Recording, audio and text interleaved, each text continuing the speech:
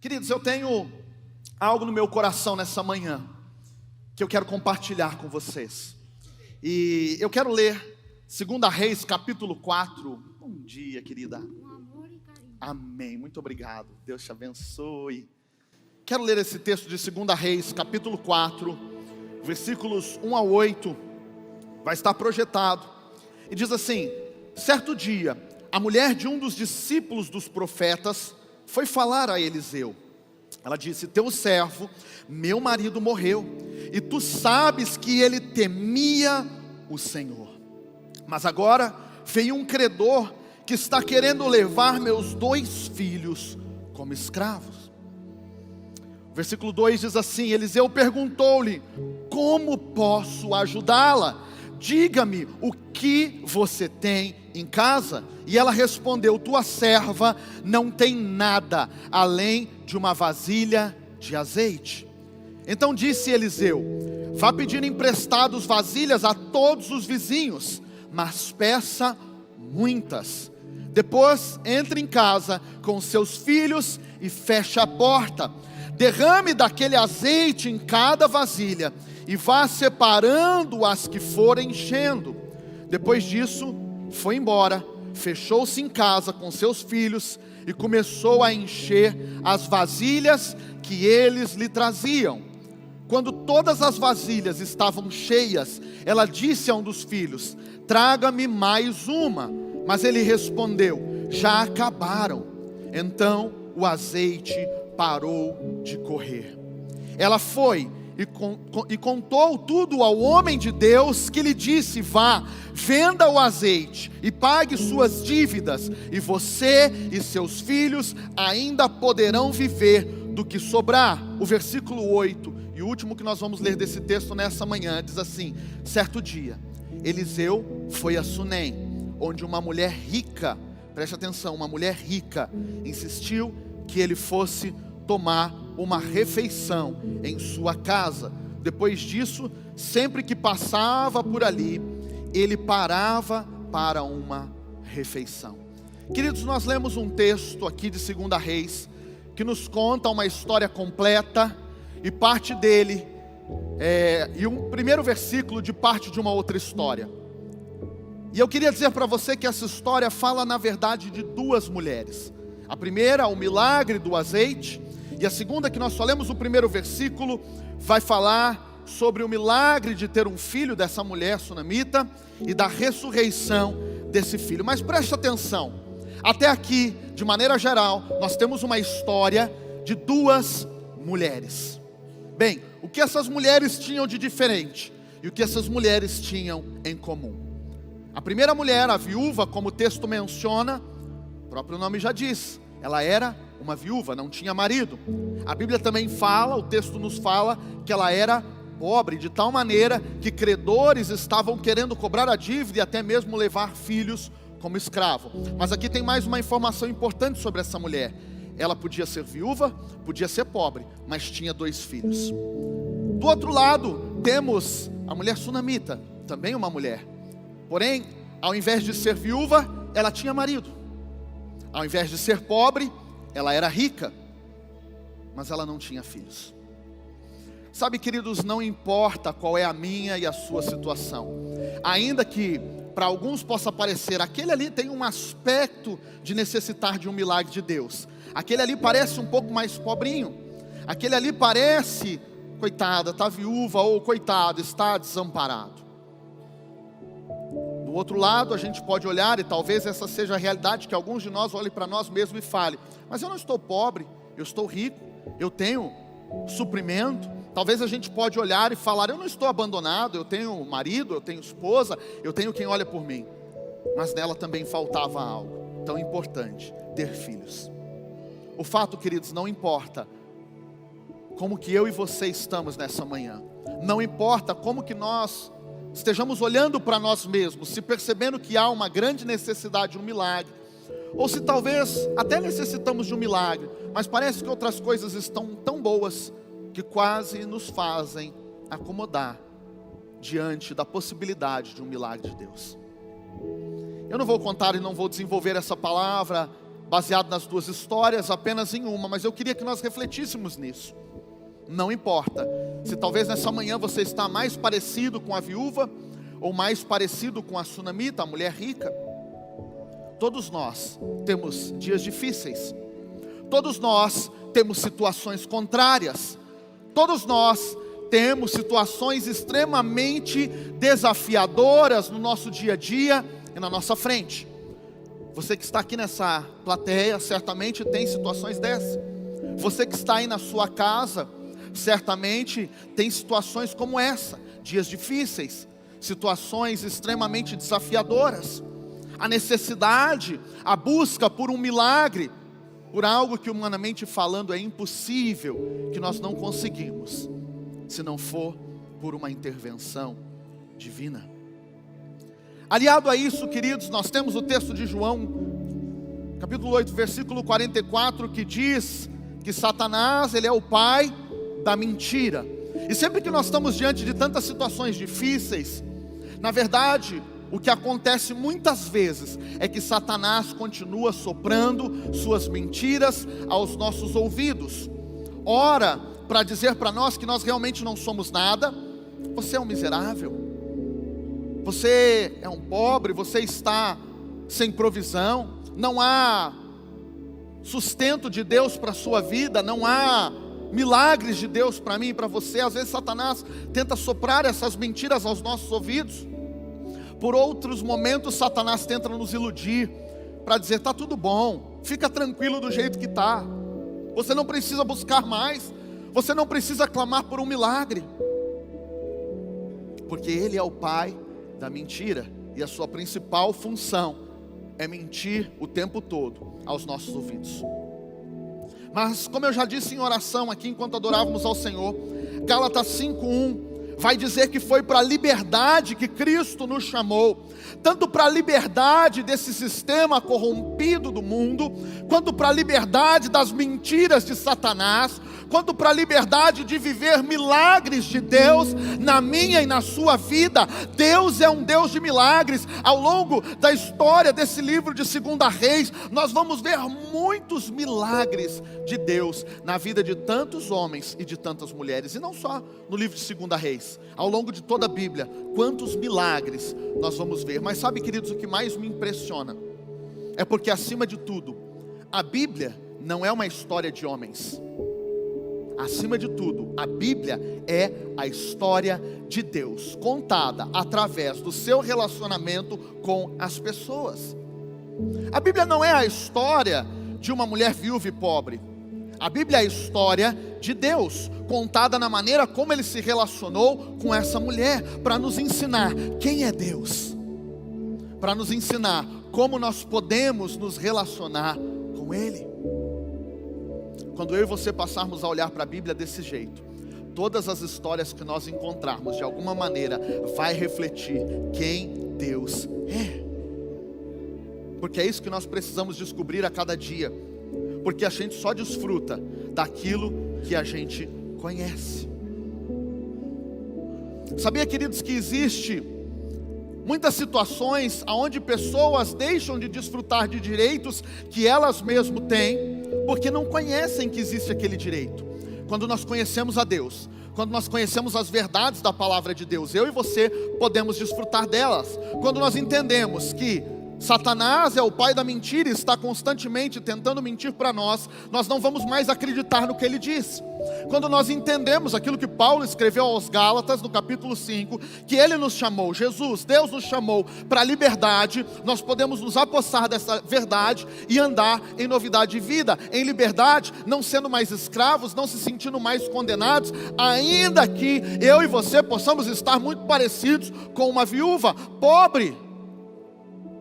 Ainda que eu e você possamos estar, de repente, em situações fruto dos nossos próprios erros, ou talvez não dos nossos erros, porque por mais que o esposo dessa mulher era um homem temente a Deus, eu não sei o que aconteceu, mas uma dívida ficou para trás, e essa mulher agora estava tendo que arcar com essa dívida. Mas Ele nos chamou para a liberdade, e nós entendemos que isso não vai Nada, nenhuma dessas circunstâncias pode nos trazer condenação, porque há sim milagres de Deus para mim e para a tua vida. Nós podemos e já somos livres através de Cristo Jesus. Essas duas mulheres estavam de alguma maneira em busca de um milagre. Por isso o tema dessa palavra nessa manhã é vivendo milagres de Deus. Eu quero rapidamente te falar de 7 pontos, baseados nesses 8 versículos que nós lemos. E o primeiro deles, eu quero voltar a ir lendo versículo a versículo. O primeiro deles está logo no primeiro versículo, 2 Reis 4:1, que diz: certo dia, a mulher de um dos discípulos dos profetas foi falar a Eliseu. E o que ela disse? teu servo, meu marido morreu, e tu sabes que ele temia ao Senhor. Queridos, o primeiro ponto para viver milagres de Deus que eu encontro nessa história é temer ao Senhor. Eu não acredito que só o esposo dessa mulher, que era discípulo dos profetas, então a gente sabe que esse homem vivia de alguma maneira sendo ensinado a respeito de Deus, das leis de Deus, daquilo que Deus faria, do Messias que havia de vir e de tantas coisas, e esse homem cresceu temendo ao Senhor. Mas eu não acredito que só ele temia ao Senhor, eu acredito que ele deixou esse legado para sua casa. Eu acredito que a esposa desse homem temia ao Senhor, porque ao ver o profeta, ao ver Eliseu, essa mulher corre até ele, pedindo socorro, como quem acredita que Deus pode fazer milagres. Eu acredito que essa mulher conhecia a respeito de Deus. Eu acredito que essa mulher temia também ao Senhor, como seu marido temia. Você quer viver milagres de Deus? A primeira coisa que eu quero te dizer nessa manhã é: tema ao Senhor, reverencie o Senhor em tudo que você fizer. Provérbios 9, 10 e 12 diz que o temor do Senhor é o princípio da sabedoria, e diz que através disso seus dias serão multiplicados e o tempo da sua vida se prolongará. E o texto vai terminar dizendo: se você for sábio, o benefício será seu. O texto de Provérbios que fala sobre sabedoria não está falando de um benefício de Deus, porque Deus já tem todo o benefício que precisava, ou que precisa, ou que precisará. Mas ele está dizendo que o temor do Senhor, que temer ao Senhor, é o princípio, é o começo da sabedoria. E essa sabedoria que prolonga os nossos dias na terra, é uma sabedoria que beneficia sim uma pessoa. E o texto termina dizendo: se você for sábio, o benefício será seu. Então tema ao Senhor, porque temer ao Senhor trará sabedoria para mim e para você. Afinal de contas, parece muito simples, mas essa mulher tinha inúmeras possibilidades do que fazer diante desses credores que estavam buscando seus filhos como escravo para o pagamento de uma dívida. Ela poderia tentar tantas coisas, mas ela precisou de sabedoria para entender que é necessário buscar o profeta, buscar o homem de Deus, buscar conselho do Senhor, buscar um milagre do Senhor. Por isso tema ao Senhor. Deus vai trazer sabedoria sobre o meu e o seu coração. Deus vai nos direcionar diante das circunstâncias das nossas vidas que precisam hoje de um milagre. O segundo ponto está logo no versículo 2, que diz assim: Eliseu perguntou-lhe: como posso ajudá-la? Diga-me o que você tem em casa. O que ela respondeu? Tua serva não tem nada, além de uma vasilha de azeite. Sabe, queridos, os milagres de Deus nunca vão começar com o que você não tem. Quer saber como viver? Porque eu e você nós não podemos fazer os milagres. Nós não podemos decidir quando eles acontecem. Mas uma coisa eu creio no meu coração: eu e você podemos instigar os milagres. Eu e você podemos de alguma maneira ser promotores desse milagre. Nós podemos atrair os milagres de Deus. E de alguma maneira é isso que essa história nos ensina com alguns passos. O que você tem em casa? Sabe, nessa manhã eu quero te dizer: comece com o que você tem. Não tente começar com o que você não tem. Não tente dizer para si mesmo, para Deus ou para qualquer pessoa: ah, se eu tivesse tal coisa, eu poderia viver um milagre, porque os milagres não dependem das coisas e nem das pessoas. Os milagres dependem de Deus, e eu e você podemos instigar, eu e você podemos buscar, podemos promover esses milagres em Deus. Comece com o que você tem. Que bom que tudo que essa mulher tinha era um pouco de azeite, porque na nossa vida tudo pode faltar, menos o azeite. Azeite na Bíblia representa a unção, representa o Espírito Santo. O azeite serve basicamente para 3 coisas ao longo da história bíblica. Primeiro, serve não em ordem de prioridade, mas serve para ungir. O azeite servia para ungir. Lembra quando Davi foi ungido pelo profeta, pelo sacerdote, por Samuel? Foi derramado o azeite sobre a sua cabeça. O azeite também serve para alimentar. Quantos de nós aqui não usa azeite em casa para cozinhar, para temperar uma salada? O azeite serve para alimentar. Mas o azeite também serve, talvez não mais nos dias de hoje, mas serve também para iluminar. Os candelabros, as lamparinas tinham azeite e o pavio para que ele pudesse queimar e iluminar. Que bom que tudo que essa mulher tinha era apenas um pouco de azeite. Sabe, queridos, talvez você pode olhar e pensar que falta tanta coisa para você, mas se você ainda tiver um fiozinho de azeite, meu irmão, deixa eu te dar uma boa notícia nessa manhã: nem tudo está perdido. Amém? Sabe, o pouco que temos é tudo que Deus precisa para multiplicar e nos levar ainda muito mais longe e a viver um grande milagre. O pouco que temos é tudo o que Deus precisa. O terceiro ponto que eu aprendo com essa história está logo no versículo 3, que fala sobre relacionamento. Diz assim: então disse Eliseu: vá pedir emprestadas vasilhas a todos os seus vizinhos. E aí eu te pergunto nessa manhã uma pergunta muito simples: como estão os seus relacionamentos? Dentro da igreja?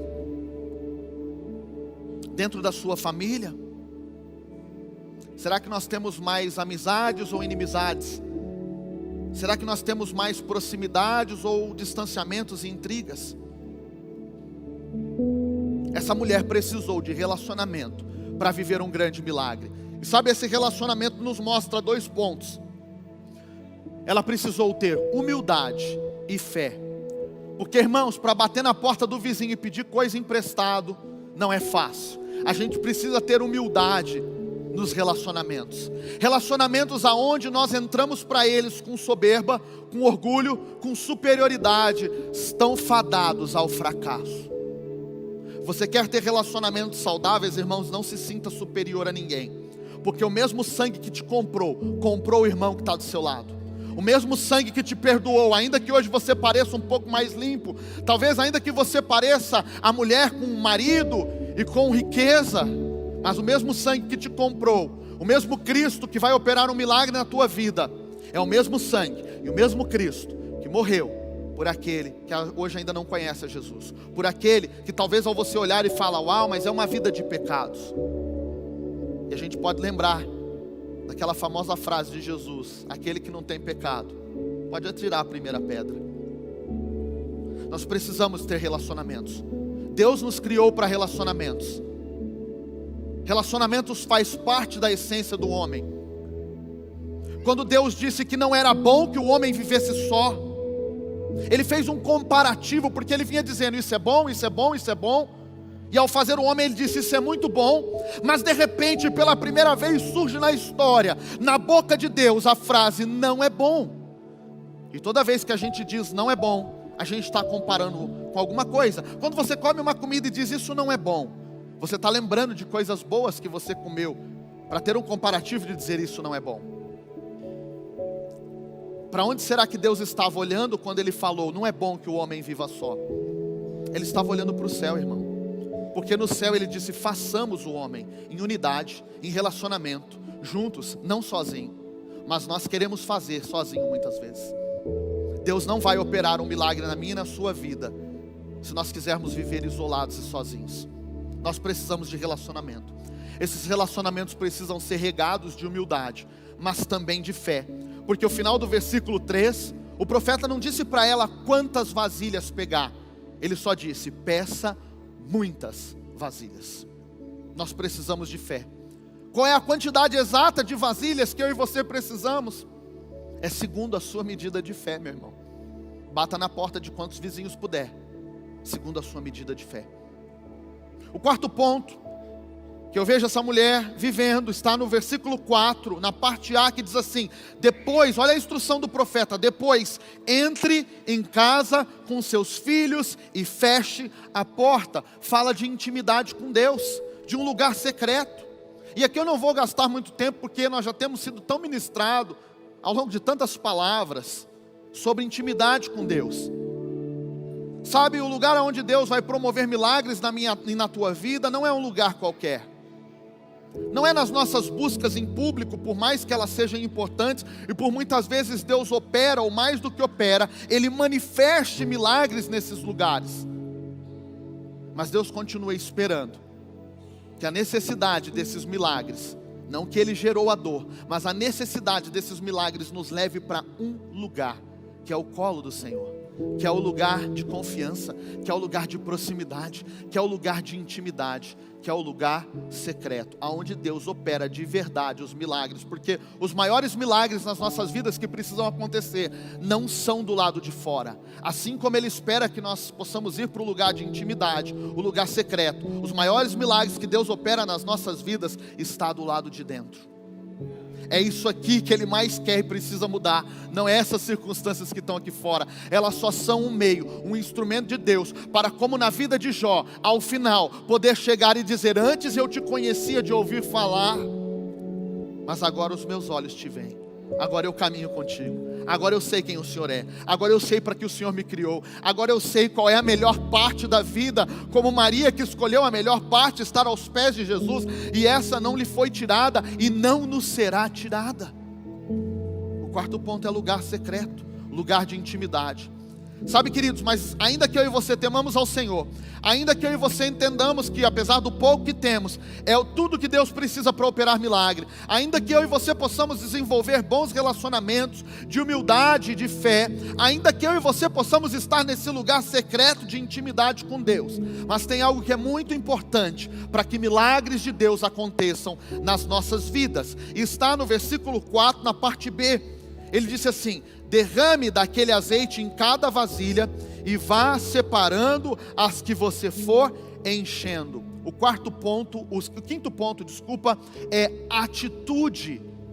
Essa mulher precisava ter atitude. Eu e você vamos receber direção, talvez já temos recebido direção, instrução da parte de Deus, da parte dos profetas, dos homens de Deus dessa casa. E nós estamos buscando ao Senhor, mas chega um momento que é a nossa parte, irmãos, nessa história, que Deus só está esperando que nós possamos ter atitudes, ter uma ação, agir. É necessário agir.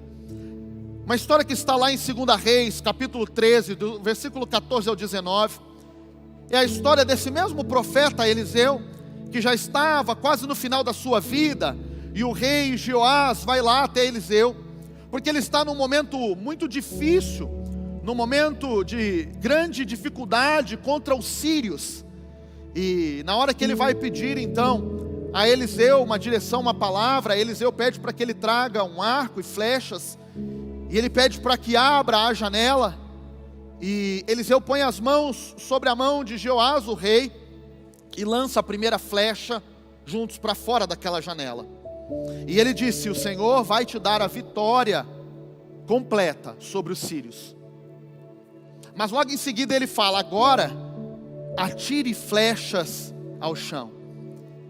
E a história nos conta ali em 2 Reis capítulo 13, versículo 14 ao 19, eu não vou ler, talvez você conheça essa história, bem provavelmente, que esse rei atira 3 flechas ao chão. Eliseu fica muito indignado, e ele diz: se você tivesse atirado 5 ou 6 flechas, você os teria vencido por completo. Agora você vencerá eles apenas por 3 vezes. Sabe, irmãos, não é Deus quem determina o tamanho da sua vitória, do milagre na sua vida. quem determina isso somos nós. Lembra da fé? Ele não determinou a quantidade de vasilhas, ficou na liberdade da fé, daquilo que você acredita que Deus pode fazer, daquilo que você busca nos relacionamentos. Da mesma maneira foi com esse rei. Ele poderia ter, imagina irmãos, se você fosse um rei, estivesse tão aflito por conta de um exército inimigo, e você fosse buscar o profeta de Deus, ele dissesse, agora lança as flechas. Irmãos, eu fico pensando em um cara que queria muito ganhar a batalha, e de repente instruído, cheio do Espírito Santo, do lugar secreto com Deus, pega as flechas e começa a tirar ao chão uma atrás da outra, para dizer, Senhor, eu quero esse milagre, eu quero essa vitória, não apenas em meu favor, mas de todo o seu povo. Mas ele atira 1, 2, 3 e diz, tá bom. Sabe, queridos, nessa manhã eu quero te dizer, e para você que está em casa também, não é hora de parar. Se você está no meio do caminho, ouvindo a Deus, na direção daquilo que o Senhor pediu, e de repente você parou no meio do caminho, e falaste, tá bom, Senhor, não é hora de parar, meu irmão. Só pare nas águas profundas, em lugar onde eu e você perdemos o controle total, aonde Deus pode agora conduzir as nossas vidas, porque não dá mais pé. Devemos desejar mais e mais e mais de Deus, porque o nosso Deus é um Deus profundo. O nosso Deus é infinito, irmãos. Há tanto de Deus a conhecer, por que parar nos lugares rasos? Sabe, eu e você somos o limite daquilo que Deus vai fazer na nossa geração. Não é Deus que é o limite, não é o Espírito Santo que é o limite, não tem nenhuma forma que é o limite daquilo que Deus vai fazer, a não ser eu e você. Não é hora de parar. Eu e você somos o limite daquilo que Deus vai poder fazer em nossa geração, através de nós. E Deus quer fazer tanto, irmãos. Deus quer te usar tanto. Há um tempo novo nessa casa. O pastor Odilon falou ontem à noite, e é necessário que nos incomode olhar para essas cadeiras e ver lugares vazios aqui, e lembrar, não apenas com saudosismo, mas de maneira a crer, a sermos alimentados em nossa fé, a trazer à memória aquilo que nos dá esperança. Quantas vezes essa casa esteve cheia? Não é hora de parar, meu irmão. Não dê 3 flechadas e diga, já fiz tudo o que tinha que fazer, já ganhei todas as almas que tinha que ganhar para Cristo. Sabe, uma das coisas que mais impressionou em uma grande mulher de Deus da história, que foi a minha mãe, uma das coisas que mais me impressionou, ao longo de tantos anos que eu acompanhei os sofrimentos de saúde dela, até o seu último dia de vida, foi saber que ela nunca desistiu de pregar o Evangelho. Irmãos, eu me lembro de algumas ligações nesses últimos 6 meses antes dela falecer. E sabe qual era a alegria dela ao contar que a enfermeira que vinha lá fazer ela fazia hemodiálise, pulsionar, sei lá, pegar a fístula, as veias ali para hemodiálise, que não conseguia, e ela começava a orar em voz alta no meio de todo mundo. E ela dizia, Deus vai te ajudar, vai dar certo, você vai conseguir pegar as veias. E ela ligar e falar, filho, a enfermeira entregou a vida para Jesus.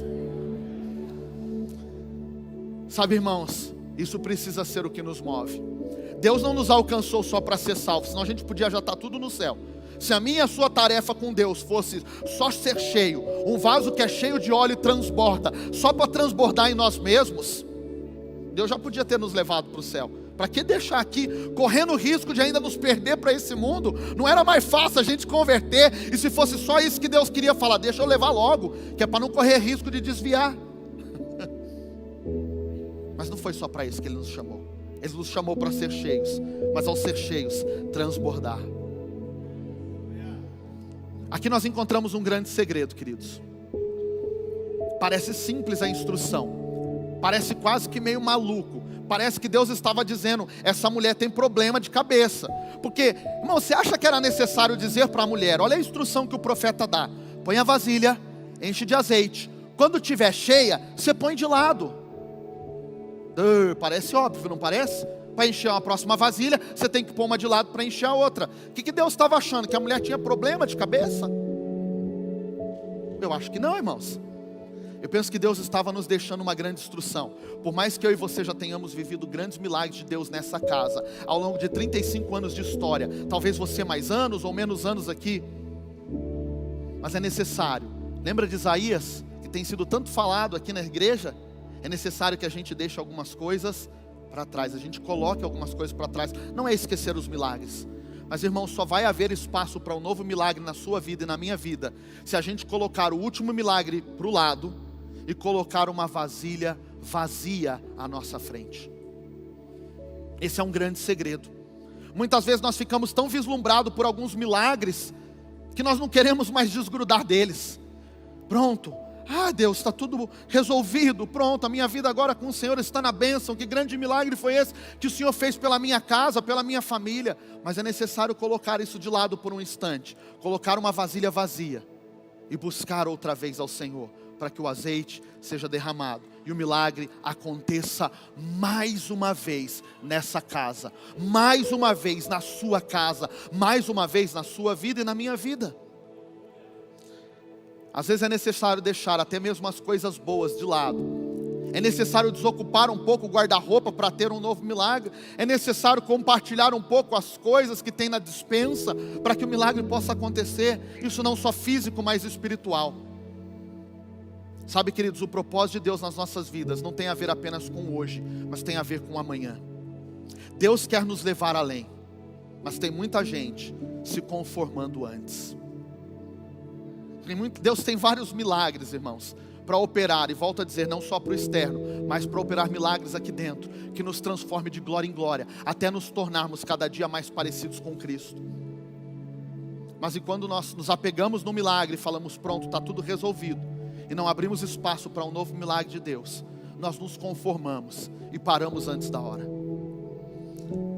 Sexto ponto, está lá no versículo 5, diz assim: depois disso, ela foi embora, fechou-se em casa com seus filhos e começou a encher as vasilhas que eles lhe traziam. Sabe, queridos, aqui nesse sexto ponto, para viver um grande milagre de Deus, isso nos fala de unidade, isso nos fala de cooperação dos da casa. Nós queremos ver milagres de Deus novamente nessa casa, nós queremos ver essa casa cheia outra vez. É necessário unidade, é necessário a cooperação dos da casa para trabalhar junto, porque essa mulher não fez o trabalho sozinha. Os filhos traziam as vasilhas e colocavam à sua frente para que ela pudesse despejar mais azeite.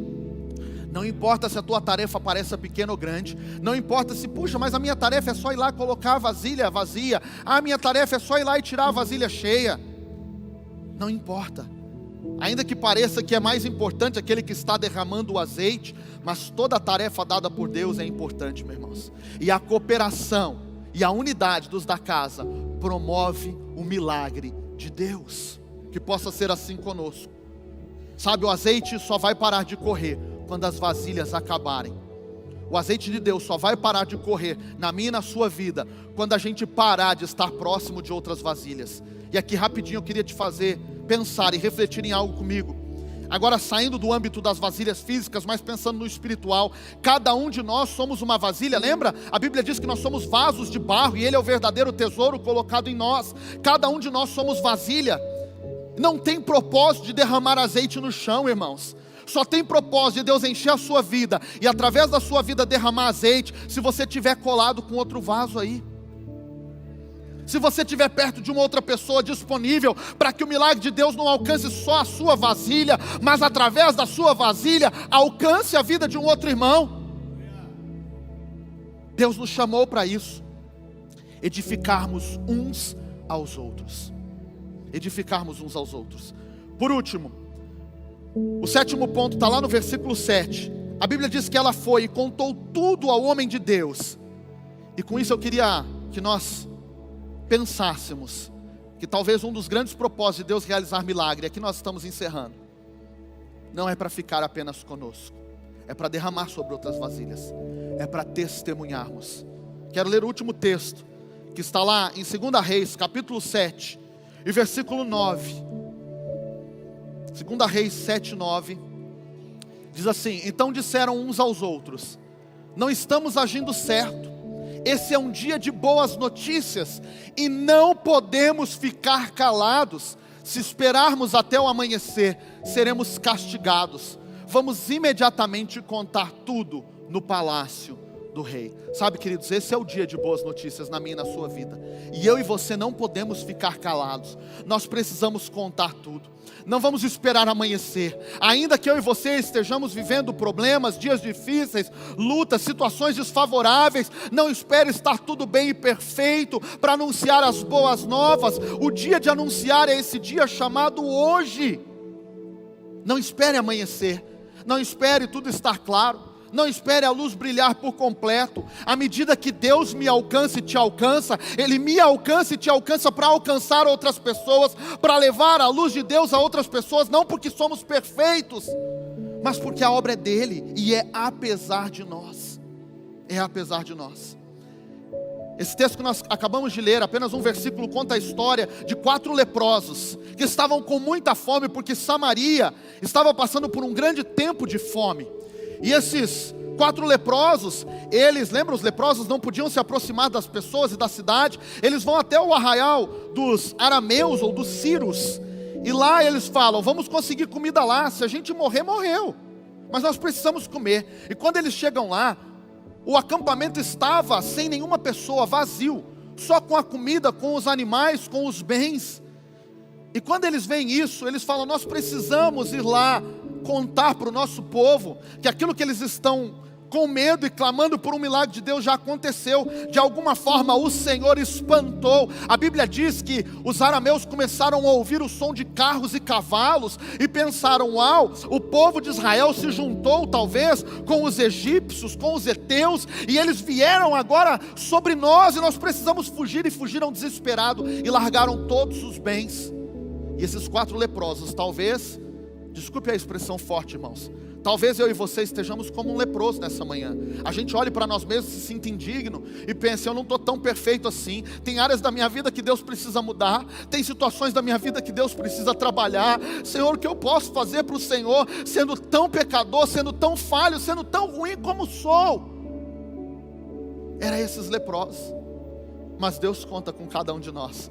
Deus usou 4 leprosos para ir lá, aqueles que não queriam receber leprosos, e dizer: ei, o acampamento dos arameus está vazio. Deus já deu a milagre, Deus já deu a vitória. Ele nos chamou para pregar as boas novas. Esse é o dia, esse é um novo tempo, aonde juntos nós vamos alcançar a nossa cidade para Cristo. Se coloque de pé.